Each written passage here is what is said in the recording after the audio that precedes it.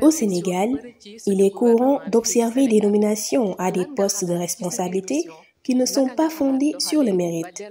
Que faire pour cultiver un système qui ne récompensera que le travail, la compétence et la probité?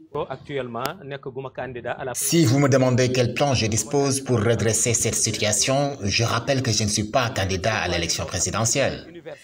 Je suis par contre un citoyen universel qui a son idée personnelle à soumettre à ses concitoyens afin qu'ils y trouvent des repères. Mais le jour où vous aurez des candidats, je pourrai intervenir pour dire que tel candidat dispose d'un programme qui va ou non avec les principes de notre mission.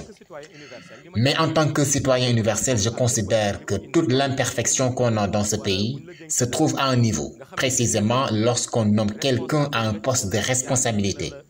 Il doit comprendre qu'il a été responsabilisé et que plus tard, il rendra des comptes devant Allah.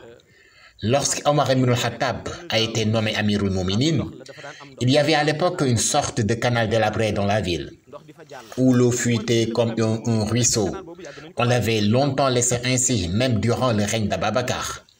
Les gens venaient et traversaient, mais dès l'instant qu'on l'a nommé, Omar donna l'ordre de le réfectionner de telle sorte qu'aucun musulman ne puisse y tomber durant la nuit. Ce fut un travail pénible car les gens cherchaient de lourdes pierres qu'ils venaient mettre à l'intérieur pour le boucher.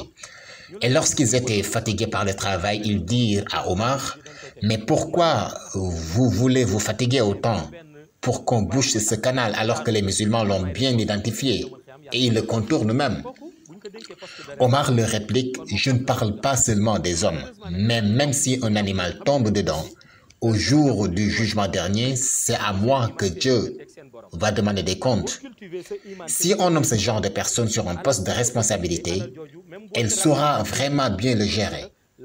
Malheureusement, dans ce pays, je crois fortement que la première chose que les gens doivent cultiver est leur croyance envers Allah. Si on lui confie de l'argent, qu'il soit en banque ou ailleurs, même si les gens ne sont pas témoins de ses actions, il craindra Allah sur la gestion. L'absence de crainte d'Allah font que les élus détournent les deniers publics. Donc on doit revivifier notre croyance en Allah, en sachant que plus tard, il nous interrogera sur le moindre sou qui nous a été confié ici.